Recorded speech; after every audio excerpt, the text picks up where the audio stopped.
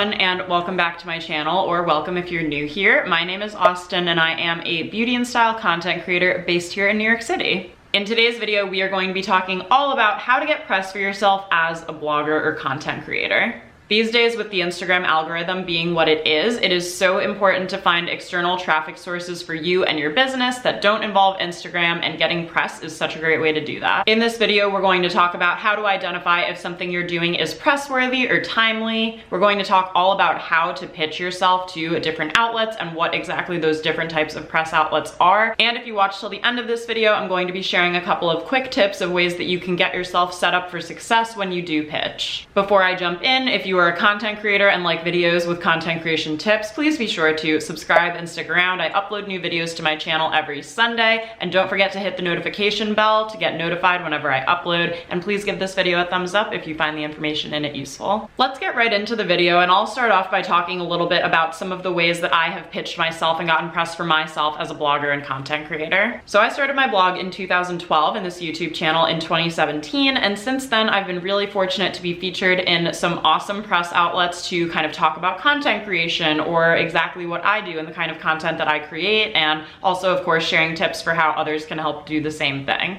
It can be a little uncomfortable to pitch yourself sometimes, but pitching and being proactive is super important for getting press for yourself. Here are all of the articles that I have been featured in as a content creator or as someone with expertise in content creation, and here are the ones that I pitched myself for. And here are podcasts where I've appeared to talk about social media, influencing, content creation strategy, and fashion and beauty trends. And here are the ones that I pitched myself for.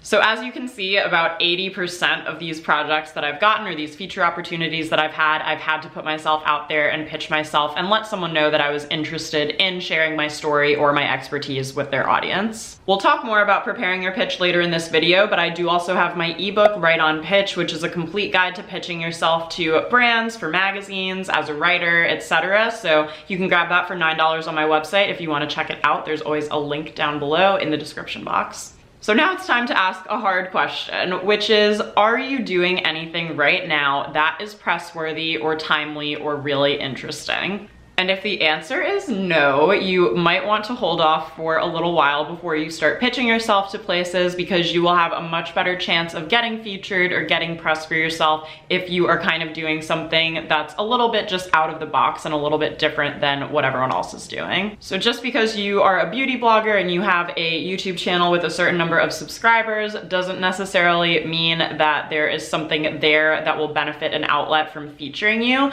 because there are so many people just like you who are doing something similar. The way that I often pitch myself to stand out from other bloggers and content creators is to share my background as a magazine editor and talk a little bit about how I kind of transitioned from being a magazine editor to being a digital content creator, and also what I learned in my time from there that applies to my current method of content creation. Think about what makes you and your content really unique, and you can use that to your advantage when you start reaching out to press.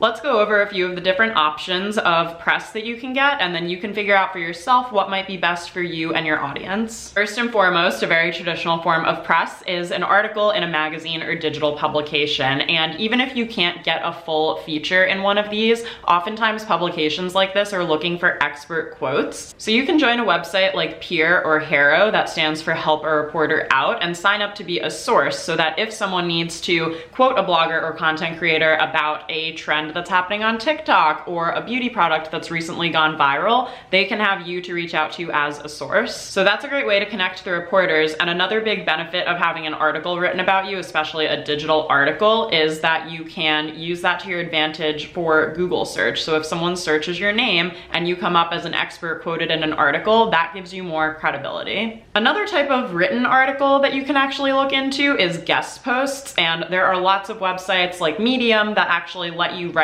kind of community sourced pieces. So it's not necessarily the same in quality as having an article appear in a national publication, but it does really allow you to just start building another writing portfolio outside of your own blog or website. It doesn't have to be anything crazy like Refinery29 or Nylon or any of those places, but you could even ask other fellow bloggers if they would be interested in doing a content swap where you do a guest post on their site and they do a guest post on your site, if you think that you have similar audiences who would be interested in learning more more about a similar type of content creator and what they have to say. A super easy way to get press for yourself is to offer up an Instagram takeover for a brand. And people go back and forth, I think, about whether you should charge for Instagram takeovers or not. I personally generally don't, unless I am much, much bigger than the brand and it would be more of a benefit to the brand than to me. But if a big brand reaches out and asks me to do some kind of Instagram story takeover and I have the exposure of an audience of a couple 100,000 people or 1 million people, to me that is a great way to get some exposure, and I would be more than happy to kind of just create the content as a swap for being exposed to their audience. But if you can get paid for that, more power to you. Another huge opportunity to get press is through podcasts, and podcasts are so major right now, and there are podcasts for absolutely everything, including so many on content creation, content marketing, social media strategy, and more. So if you feel like you're an expert in a field like that, there are so many amazing podcasts that you can pitch out to and reach out to. Another type of press you can get for yourself is events or kind of public panels and workshops and things like that. I've been really lucky to do a few of these, including teaching a class on how to brand yourself on social media at the Craig Newmark School of Journalism here in New York City, and also appear on fun panels like my friend Caroline Bazana's event Mentor Mondays that she hosts every month at Bloomingdale's. And that is kind of more intimate because it is a smaller group of people in person, but that's also a great way to get exposure for yourself. And if you're good at public speaking and you don't mind kind of being front-facing and answering questions and talking to people afterwards, I think that's really, really awesome. The last option is something that is pretty highly coveted and something I haven't done yet, which is to appear on a TV segment of some kind. So to appear on Good Morning America or The Today Show or CBS This Morning and kind of have that national exposure is a really big deal. And I think that once you get some of these other kind of smaller features under your belt, that makes for a good case to kind of pitch yourself to something bigger like that. Now let's talk more about angles when you're pitching. So what exactly is the move here? Are you doing something kind of like help a reporter out where you're just providing a quick expert quote? Or do you think that there's a reason for there to be a more built out feature on you or a project that you're working on? One big tip I have for pitching websites or even podcasts is to look for recurring series or segments that you might be a fit for. So for example, I saw that makeup.com did this feature kind of about different influencers, and they did an influencer spotlight. And I know that if they have to do that story every week or every 2 weeks, they must constantly be looking for people to kind of partake in that and participate. So I kind of mentioned it to my friend who was an editor there that I would love to throw my name in the ring and see if there was maybe a potential fit or a potential feature, and she said yes, which is how I ended up getting that feature. Another example of this is The Cut by New York Magazine does a series called How Do You Get Your Skin So Good, where they profile different and interesting people in the beauty space, and that is another recurring series where I know they always are looking for people. So I have pitched myself kind of as the content director of beauty at Jump Rope, and also just as a content creator in general, to see if they have any interest in it. And I haven't heard back yet, but I will keep you guys posted if that ever turns into something. So whatever your industry is or whatever your niche is, think about some programs or platforms or podcasts that have these kind of recurring series or things that you can actually pitch yourself for.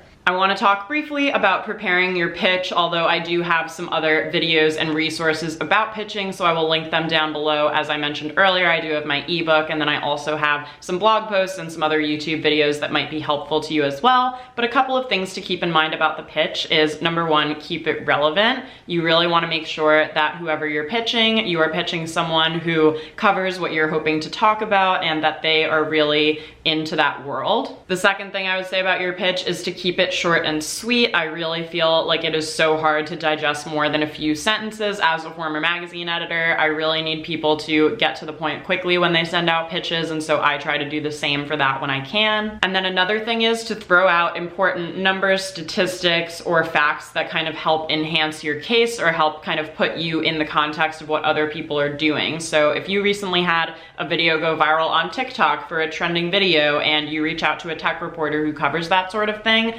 mention that, and don't forget to link the video. Anything you can do to make a reporter or a podcast host's life easier as far as giving them the information that they need up front will give you a much better chance of being featured, or at least having your pitch email opened and read. And last but not least, I wanted to throw out a couple of other quick tips that you can actually start implementing today to make sure that you are easily reachable and easily discoverable for people who might be considering features on you. I'm kind of surprised that I have to say this, but please make it easy for people to find you and contact you should they find you without you pitching them. I can't tell you how crazy it is to me to go to a content creator's profile and not see an email button, or even better, not see the email in their bio, because then I have to go maybe to their website to look for it. Maybe it's not even listed on their website. The worst is when someone just has a contact form with no email address. I mean, just make it super easy for people to get in touch with you. Another thing that's really useful is making your profiles consistent, and an easy visual way to do this is to make your avatar or your profile picture the same across all of your social media profiles. I recently updated mine back in January to more of a headshot type photo, and you can find that photo on my LinkedIn and my Pinterest and my Twitter and my YouTube channel, and that just makes me look much more consistent across the board, and there's no question about whether you're finding me or someone else.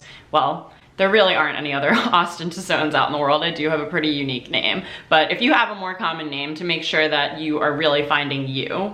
Another thing I'd recommend is making sure that your website and your media kit are up to date with any recent press features that you may have had, or a podcast that you appear on, or just anything really that would be good for someone to know if they were hoping to feature you in some way. I recently went in and updated my media kit to now include my TikTok following, which is about 7,000 people. So that is a relevant statistic that maybe might be helpful for someone who is covering new and emerging technologies, who is looking for someone who is finding success on the platform as a new user. So just little things like that to keep in mind can make a big difference. And the last and probably most important thing that I want to say here is it's so important to build relationships with press beforehand. You can find some success reaching out on cold pitches. That has happened to me before, but you have a much better chance of getting featured if you already have some type of relationship with a writer or podcast host or TV anchor than if you were just reaching out with no previous relationship. Another great way to gain credibility online is to be ranking high on YouTube search engine if you have a YouTube channel. So be sure to tune in next week, because in my next video, I'm going to be talking all about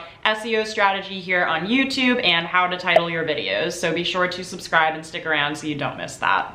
And there you have it, all of my tips for how to get press for yourself as a blogger or content creator. Let me know what your favorite tip was down below in the comments. It's always great to hear from you guys down there and continue the conversations that we have on this YouTube channel. Also, if you're interested in hearing even more tips for content creators from me, I do have a free weekly career advice newsletter where I often profile freelancers and entrepreneurs about their daily schedules, and also give tips on content creation for topics that you guys request and write in about. So if there's anything you want me to do a newsletter on, also please let me know in the comments down below, and you can find the subscription link to that at austentosone.com/subscribe. Thank you all again so much for watching. Have an amazing rest of your day, and I will see you guys in next Sunday's video. Bye!